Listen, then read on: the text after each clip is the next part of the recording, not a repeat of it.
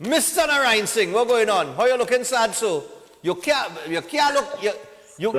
look sadder than me.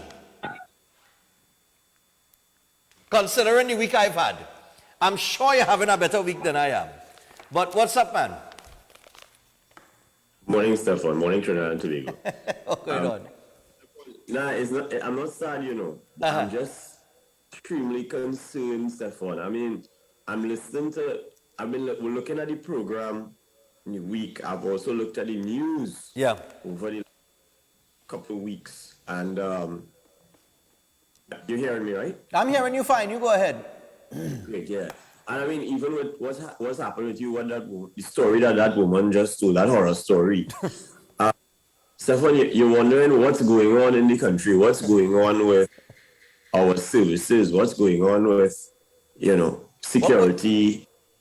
What's going on with everything? With food prices and certain groceries? What's going on in the hospitals? What's going on with the police? We have 8 police charged for a triple murder. 8 police, man, I don't know what to say and do again. We have over 62% of SEA students failing. We less than 50%. And, well, interestingly enough, because I know we go in here this morning with negotiations, I saw a headline where the Prime Minister is asking public servants to take whatever the government could offer. Did you see that? I saw somebody sent me a WhatsApp and told me that the Prime Minister is dictating. That's what the person said to me. They said the Prime Minister is dictating how the country has to accept democracy. That's actually what the person WhatsApped me. Wow. Yeah, you understand me? Wow. What that person is saying, right? The Prime Minister is dictating how the country has to accept democracy. Well, dictating and democracy can't be in the same sentence, but yeah. Correct. Yeah, exactly. Correct. Yeah. So let me say this, huh? My professional opinion from an IR standpoint is that the government's continued failure to really address the socio-economic issues as it relates to employment relations in this country is directly contributing to these issues. Let me tell you, you see in the hospital and the doctors and all the workers who work in the hospital, make no mistake, they're not just working there for fun. They're working there because they enjoy that job. Okay. But you can't something, Stefan, if you are of the perception, if you're of the view that the system that is managing you is taking advantage of you. Yeah. Now, it is true to somebody who's outside of the system is irrelevant. At the end of the day, the people who are in it, if their perception is that they are being taken advantage of, if the police perception is that they're being taken advantage of, if all of the public servants, what's going to happen, Stefan, is that you're not going to get a quality service. You're going to get people who come to work nonchalant, who come to work in their minds worried about their loans and what's going to happen with their lives and what's going to happen with school books. Now is the time in the year for school books and uniform and back to school. More expenses for people and the thing is the books going up but the salary is the same. So what is going to happen? Well, Stefan, I was thinking about this over the last week and I realized I actually had forgotten about something that was being discussed maybe a little over a decade ago. And I'll tell you it quickly. It's called indexation. Indexation of wages. Okay. Right? Now let me explain it as simple as possible. In Trinidad and Tobago, you notice I think it's the NAMDEFCO. NAMDEFCO normally puts out in the papers this little ad that says what their suggestion for prices of vegetables should be. Right. They put it out like a month or so. Right now, they do that to give the country a guide as to what is the selling prices of these market goods, and they do that based on statistics that they gather maybe each month or whatever. In Trinidad and Tobago, we have the CSO's office, the Central Statistical Office, that gathers statistics on everything in the country. Right. And their contribution more or less helps the central bank develop the costing for inflation and all these things. So that information gathering supports that. About 10 years ago, I remember being part of a negotiation team where we were discussing the indexation of a particular benefit, indexation of something called COLA, cost of living allowance. Right. Now, when I was thinking about it, I realized that it is a possible solution to the problem that the government has. And as you know, that the government is trying to encourage the unions to come back to the tripartite organization. And as I understand that unions don't feel that it is of value. Okay. But nonetheless, it maintains a responsibility. They have a responsibility to resolve these social woes, whether or not the representing bodies want to participate or not, right? Now, the simple answer with indexation of COLA is equivalent to the example I give you. The information gathered from the Central Statistical Office can give the government an idea, can give the Central Statistical Office kind of an idea of what the average family in the country needs in terms of a wage, a basic wage, to live. You see that Minimum Wage Act 7, as it relates to the salary per hour, and that's a political football. In my view, that is to go and add $2 to it, and every election we will raise the minimum wage, and people can't buy even a bread with $17.50 an hour. Right? You can imagine. Yeah, that's true. That's true. But the price of bread now. Let me tell you, and you'd realize too that at the end of the day, most private sector companies have realized that, hey, we can't pay people $17.50 and expect them to, totally survive. So companies have been working on ways to tie their profits and the development of their companies with the remuneration package, so that employees can be encouraged to put their best effort in, and of course, in return, they get a better salary. And that's private sector companies have been moving in that direction. So they're not just giving away salaries, but they are giving increases based on how their companies are performing. And that is the best way at this juncture. However, of course, the government sector can't work like that. So with indexation of wages, what you would find is, let's just say on average, every 2 years or 3 years, the Central Statistical Office can make a recommendation on what the average salary for a family, maybe of 5, I guess, needs to survive. But now, what would happen, Stephanie, you'll find that it becomes a good pivotal point for determining whether salaries need to go up. But what you're going to have is salaries will go up, and if the indexation, if the cost of living and the inflation comes down, what you have is now people have the opportunity where you can't come down with salaries. Salary will go up, and it will stay. And well, if the country is doing really well, people earn more money, and if it's bad, well, the government will use it as a guide. That's just like how the NAMNEFCO puts out a guide. Yeah. You'll have a guide on what is really needed by the lower and middle income people in the country. Okay. Now I know some people are going to say, well, what happens when it go sky high and the salaries go, the recommendation is to go really, really high? You see, on the other side, Stefan, it also will encourage the entities in the country, all invested parties, to manage better, not just, make rash decisions that will cause the cost of living to go up, which will in turn increase their operating costs, including the government. So it becomes, in my view, a balanced approach. Okay. Right? By my position that generally all companies, especially in the private sector, the system that is needed or must be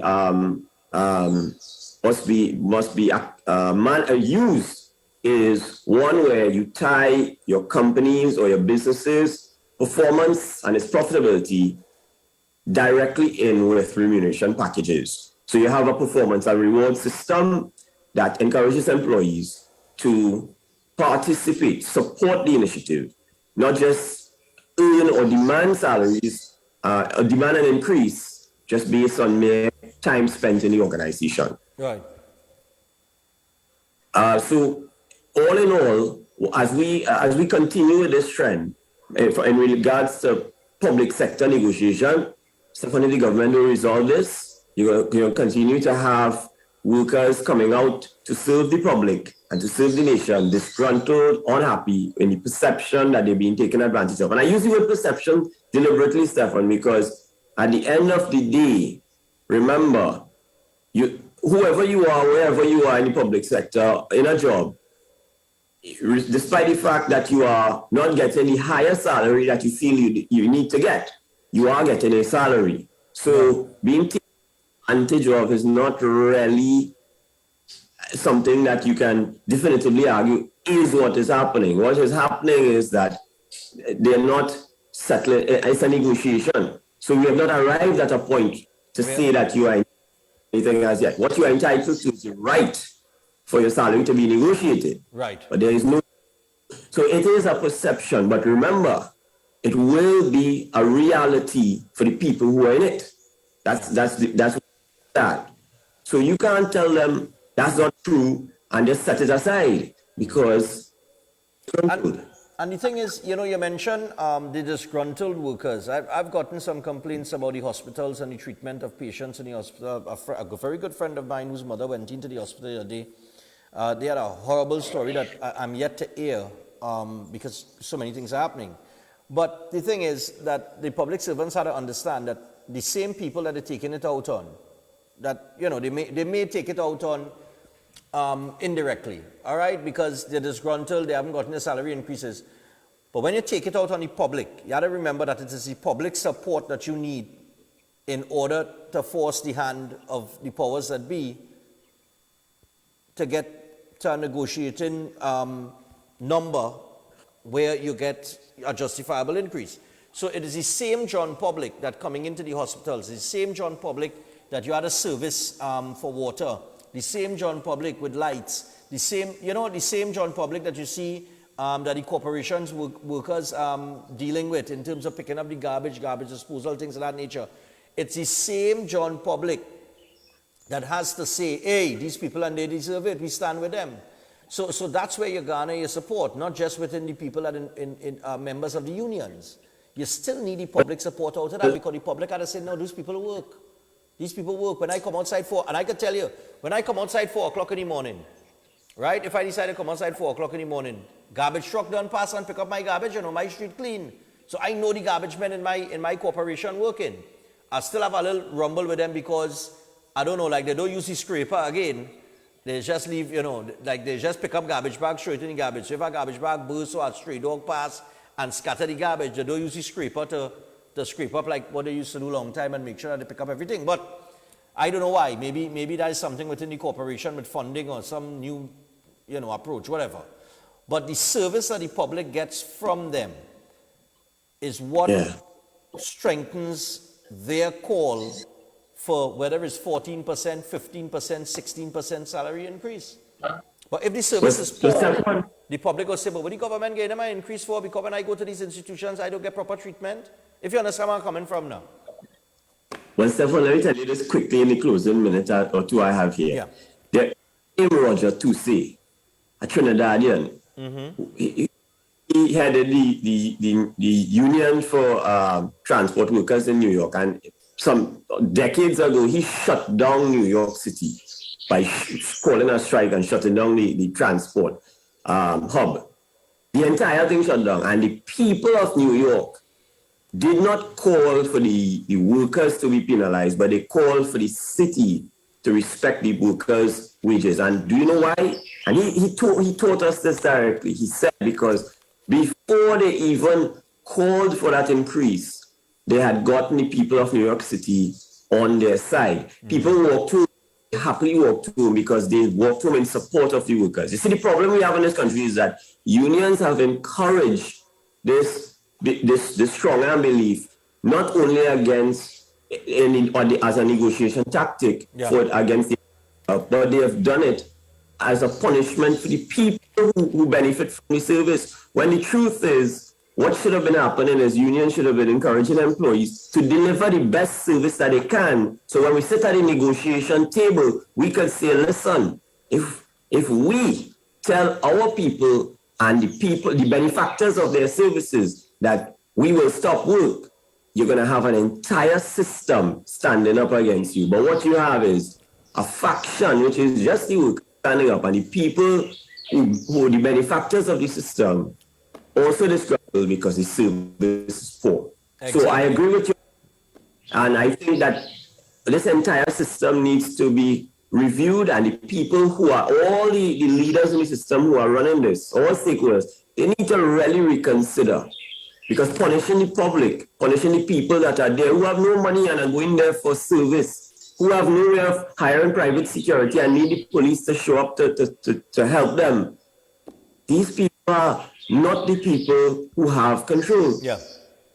The people that you need to stand up with you. And just as we close here, you know, and that's the thing, I said it a little earlier in the segment here with the police, with the 8 police officers that were held for the triple murder. And I said, you know, people could get justice in this country, but what the problem is that when they go and they have one bad experience, that's it. It's like the first impression, last theory. One bad experience. I got scanned courtesy, the service was poor, so they will tell somebody now who thinking about going to that same agency to get some sort of redress. Boy, last time I went there, waste our time.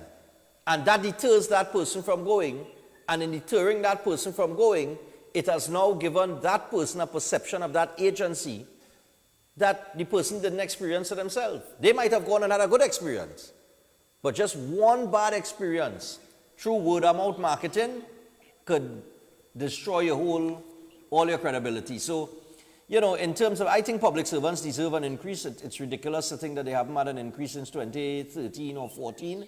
And now that the government coming and throwing 1% and 2% on the table, I think that's a slap in the face of public servants. But like we say, we wait to see where it goes, because, you know, just like somebody called in and said, you know, people in high position, no consequences, you know, they don't face the consequences of their actions, and you have CEOs and board members making hundreds of thousands of dollars a month, and they're telling the man on the ground, well, you can't get an increase because we just don't have the money. Well, then you take a pay cut on top. Why you don't take a pay cut on top to make sure that the workers below are properly paid? But they would never do that. Yeah. You understand? And they're enjoying the perks and the nice salary. And, you know, this resonates with people. People look at these things and maybe, not maybe, but all of that contributes towards the crime rate in Trinidad and Tobago. Because the small man look on and say, well, if the big boys can get away with it, who's me? And they're taking it out on John Public as well. So John Public is the bubbly. You know what I mean? But yeah, thanks a lot, man. I'm sorry we couldn't take a couple calls, but thanks a lot. Stefan, until next week Thursday, my brother. All right, Stefan, be safe. Yeah, man. So that is Mr. Ramkumar, Narinesingh, Industrial Relations Consultant there. Indexation was the term that he used. Very interesting term, through the Central Statistical Board that could set like the increases, because they gather all these statistics. And the other thing I forgot to tell him, do they even, I mean, are they consistent with their updates, the Central Statistical Board? That's another, that's a question I forgot to throw out there. But anyway, we got to take a break. When we come back from the break, we will open the phone line, take some calls before we get to Dr. Watson. Stay tuned.